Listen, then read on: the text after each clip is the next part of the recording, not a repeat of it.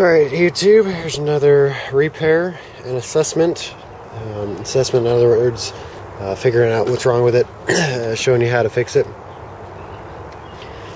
So he said it's just hard to start. Which, honestly, I like it when guys just say, you know, it's hard to start, fix it. You know, instead of telling me their story of what they think is wrong with it. Because if they think what's wrong with it is right, and this and that, and if I don't do it this way first, and then that way, you know, it's just overly exhausting. I just like when guys bring stuff to me, or women, and say, you know, it doesn't work. This is what it seems like. This is what it does to me. Fix it, you know. Kind of refreshing. Anyways, so I just primed it up. This is what it does. So, first instinct is to try to start it again. Prime it, prime it, prime it, prime it, prime it. What does it do again?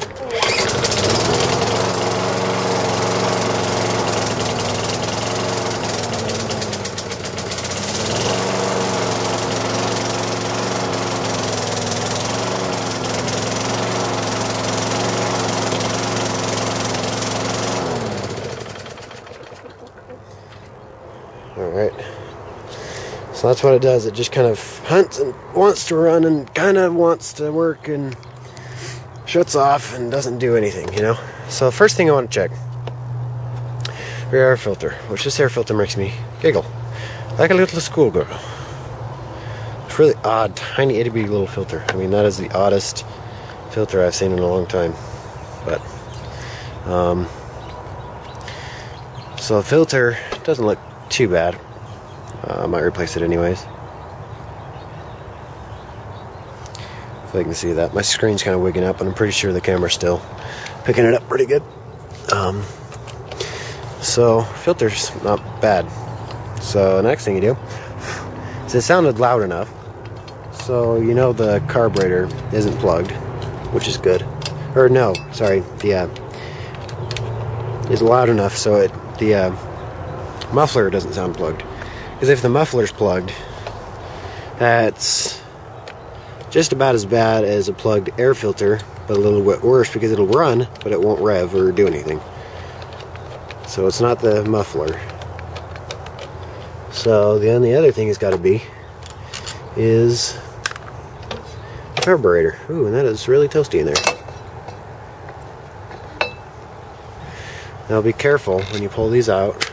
You know, pull the bolts out, put them where they're supposed to be.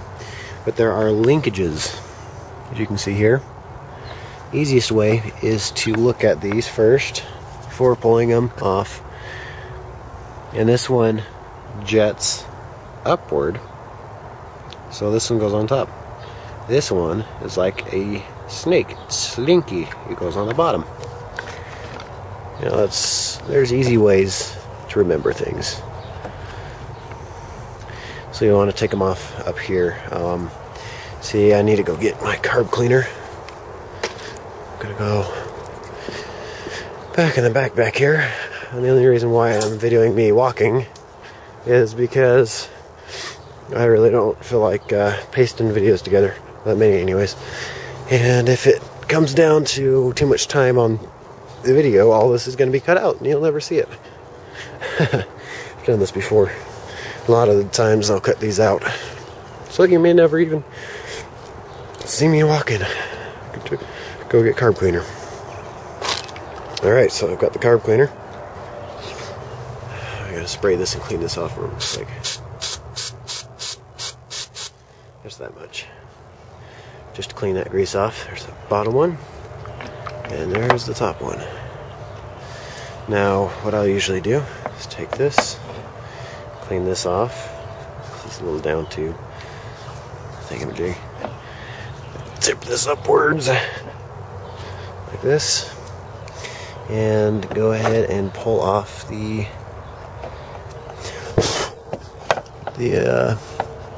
fuel line, which has a broken fuel line holder on it, which is looking really weird. It's like half it's on it and half it's not. There we go. It's half of a broken fuel line thing.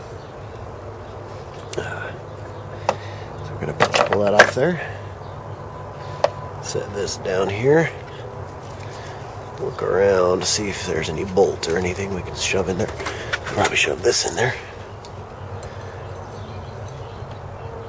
No, that's not big enough. I'll just leave it tipped up then. And yes, it is tipped up this way, so none of the oil comes out this end. So many guys get mad at me for that. Most of the time it doesn't do anything, but when it does do something, it really does something. Really throws everything for a loop. So you also want to take a second and remember where these linkages go on the carburetor, because most of the time they will fall off. As you can see, the gasoline's coming out of it now. It's almost all out. Go ahead and tip it on its side. Grab my ratchet and set. It's just a cheap set I picked up a while back. This one goes on this side. Pick up a number 13, which is almost always the size. Yep. Unless it's above, I believe, if it's above 5 or 6 horsepower, it's usually a bigger or smaller bolt. It's almost, and I've seen it number 13 a few times on larger engines, but it's usually something bigger or smaller than a size 13. See, that other linkage just fell off. Alright. Sorry if I'm not looking at the camera. Wouldn't that be nice to be able to have a camera like embedded in your head, so anything you look at, if you're looking at something with your eyes, then it would you know, video what you're looking at because it's embedded in your head, in your eyes. That'd be awesome. Just a totally random thought there. So the first thing you want to do is you want to pull this the sealing ring off, set it aside. If you get any carburetor cleaner on that, it's a pain in the butt to put it back in. I have been able to put them back in after spraying them with carb cleaner, but it's just a good idea to take those off, because if you get them soaked in carb cleaner at all, they swell. So it's too big to fit in the bowl, and it's too big to fit on here, so it swells. So instead of being this size, it swells up and is like that size, you know. It doesn't crack or anything. Sometimes it cracks, but you know, it's just a good idea to not get that wet with carb cleaner. So as you can see, the bottom of the bowl is dirty, and honestly, seeing that is just fine. It doesn't bother me at all. Now you want to spray that out. Well, not spray it out, you want to soak it really. Like that. Just enough to fill the bottom of the bowl up. You want to look at this. Drop that little. Sometimes these come off, sometimes these don't. Sorry about the camera again.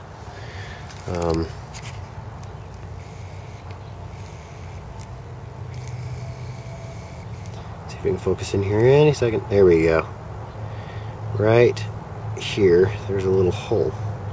These are jets. There's one on this side and one on that side. I can see through it, but it doesn't look clean.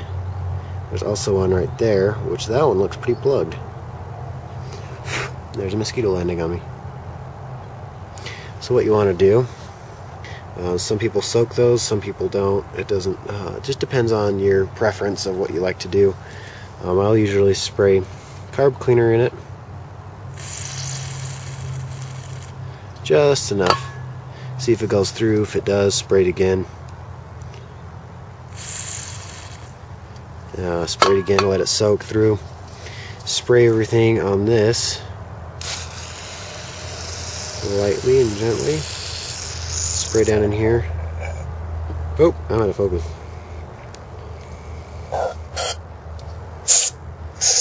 There's a hole down inside there. There can be 1 or 2 holes in there. It just depends on what model of Tecumseh or Briggs & Stratton you have. This is a Tecumseh, by the way. I'm going to spray everything lightly. And I will go get my air compressor to blow out some of these. So most of the time you can just get it done with a carbon choke cleaner.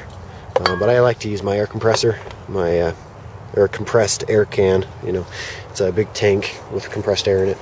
I like to use that just to make sure I got the job done. You know, just give that extra oomph and knowledge in my head that I know it was done right and it wasn't cheaped out on. So let me go get that. That would be in my garage. Alright, grab my mini tripod here. Anyways, so you can see that there. It's not too bad. I would normally take steel wool and scrape this out. But I don't have steel wool today, so I'm going to use my finger. If I can't get this clean enough, I'll go find some steel wool. Got some somewhere. See if I can get it with the air compressor. Nope.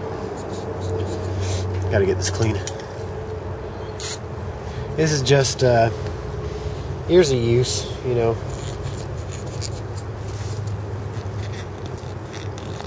I mean, it'll run with this stuff in the bottom of the carburetor, but it'll run better and longer without it.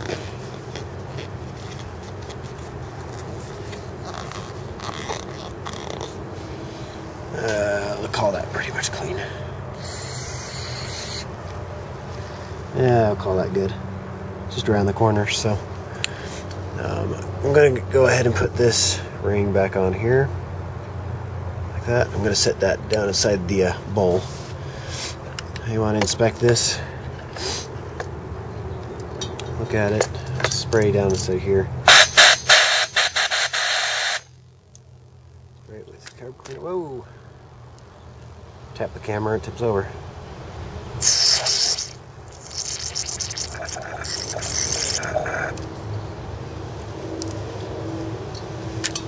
Ah! Gosh, dang it.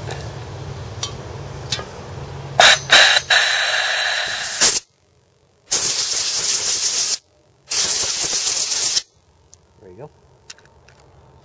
Just like that. Now you almost never need to clean the needle out unless you're getting absolutely no fuel to it. Then normally you wouldn't even clean it out with carbon choke cleaner. But you'd put compressed air right there and blow, you know, like this.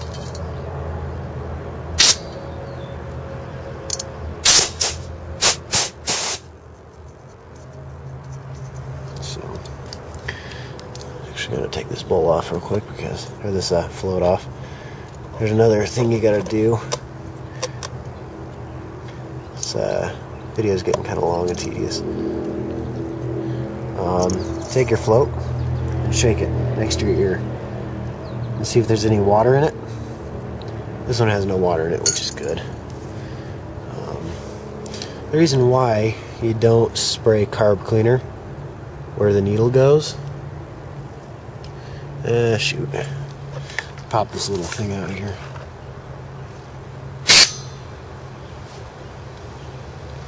Here, I popped it out for you.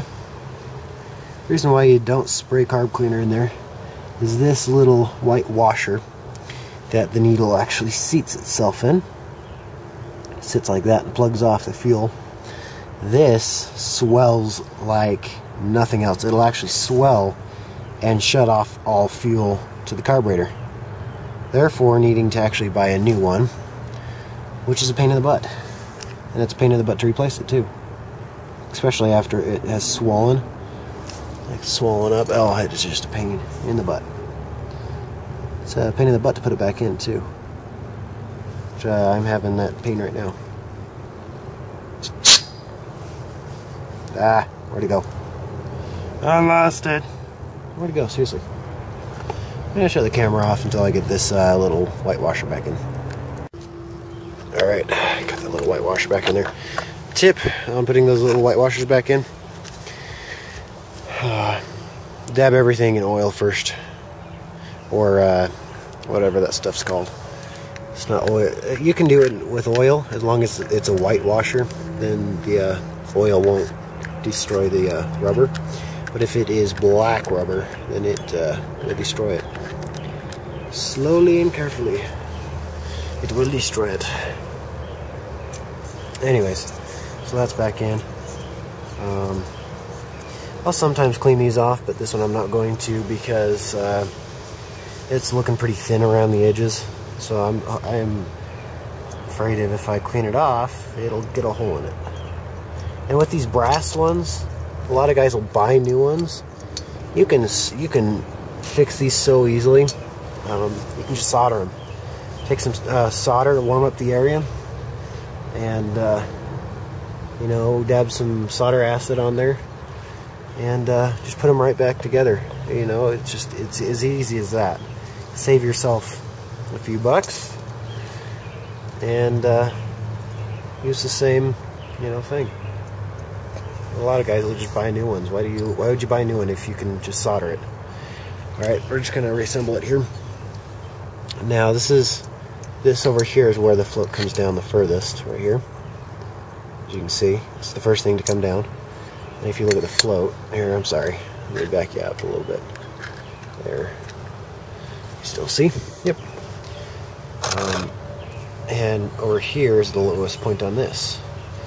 So where this is, that indent, you line that up right over the pivot point of the bowl, right there. Except I need to put the seal on real quick. As long as you don't put it on backwards. Yeah, that's the right way. The seal is a little dirty. It doesn't matter if it's dirty on the outside. It just depends on if it's dirty on the inside, on either side of this piece.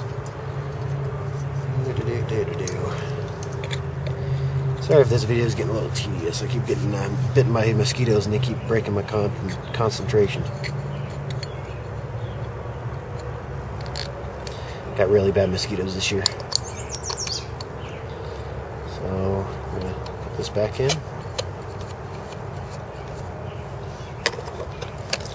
And tighten this up. Tighten it up to where it's tight, and when it wants to stop, just do it just a smidge more. I mean, just the smallest amount. Any more than that, and it would break it. That goes on there. This goes over here. And I'm going to put it back on the lawnmower now. And I'll show you it once it's back on the mower. Alright, so when you get the carburetor back on, just take a second to watch. What are you watching for? You make sure and you watch and make sure there's no leaks. I mean, even just the smallest leak will cause lots of problems.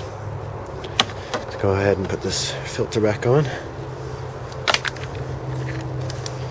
Put the airbox cover back on. 3, 4, 5, 6, 7, 8, 9, 10. It says only 3 times, but I usually do it like 10 or more.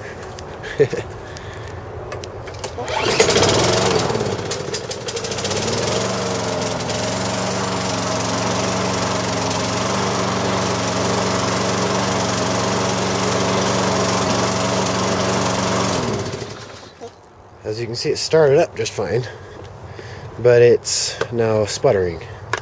So that usually is the air filter. As you can see, if you look at the air filter, see the wavy lines? That means it's trying to suck a lot of air. It's not allowing it to. So let's prime it back up and see what it sounds like without the air filter.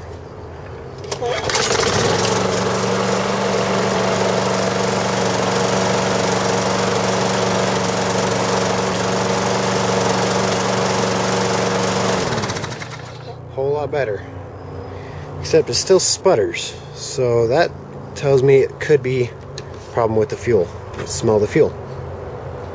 That fuel smells really old. I can tell you that much right now. That gasoline smells real old. So what we're gonna do is, I've got a few bottles laying around here. I've got a Top Arctic. This is the type of cheap motor oil I buy from Phillips 66. It's a Top Arctic 10W30, and I'm running out of time. So let me go empty my camera out, and then I can continue this video and show you how to fix this problem. Alright, so I found a few other little things I could improve on. Did improve on, and it's running really good now. A few little things that I did. I still need to get a new air filter for it. It has no air filter right now. And I know not to run it for very long without an air filter, blah, blah, blah, blah, blah. You don't have to tell me. if this was my own lawnmower, I would run it without an air filter for longer than I would if it was a customer's lawnmower, so they don't have to worry. And yes, I do take care of my lawnmowers. I don't run them very long without air filters. Maybe at most like 5 minutes. Honestly, I'm just giving you an example of I would run my equipment longer than a customer's equipment, and this is a customer's equipment. But I wouldn't run my own equipment for very long anyways, so, you know what I mean. You get my drift. But, I turn the idle up. There's, on the spring, if you can see that back there. See if we can focus in here. Any second. There we go. Where that spring is attached to, that little piece of metal, you push that back just a little bit, and that's how you heighten or lower the RPMs of the engine. And I heightened the RPMs just a little bit. And I played with this, the low end, so if this goes all the way down, you know, it'll stop it.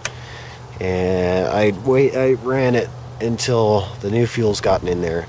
And it is running really good now. Actually, very excellently, as you can see.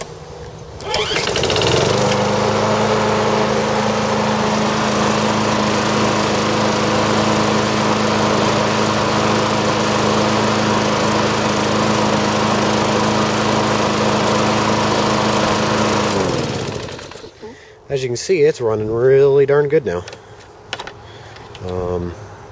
As you can see, that oil's getting kind of dirty there. I'll probably change it anyways and charge them for it. Because I wouldn't want this thing to go for a season with that oil in it. Because by the end of the season, it's going to be black, and this engine's going to be damaged a little bit. So I'll probably change that oil out and charge them for it. I need to get a new air filter. I'll clean all this grease off. I'll wash it all up like I always do. Whenever I get a customer in, no matter what kind of equipment they have, whether it's really cheapy, crappy equipment or it's really, really expensive equipment, it doesn't matter to me. I always wash the equipment, whether it's a weed eater, rototiller, big rototiller, small rototiller, riding mower, push mower. You know, it doesn't matter what it is, what kind of equipment it is, motorcycle, four-wheeler, I always wash them. I actually use a kitchen sponge. I'll use the sponge side and clean it all down. Wait for it to dry, and those greasy spots, like on the engine where there's no paint, I'll use the scrubby side. Because if you use the scrubby side on the paint, it makes the paint look like it has been oxidized. Like it looks like it makes it look powdery, if you will. So I always use sponge side on paint, scrubby side on plastics that aren't shiny, and you know, metal of all sorts. And there is a cover to this, by the way. It's sitting over there. So yeah, I'm gonna call that good. I'm gonna get a new air filter for it. They look like that, which is really weird. I'll probably just order one offline or online or whatever. Probably just order one there, and hopefully it'll come soon. Probably get it off of Amazon. My mom has free 2-day shipping for like 2.5 years, so probably just get it there and get it here in 2 days or less. So yeah, sweet. See you later, YouTube. Hope you have a good one. Bye.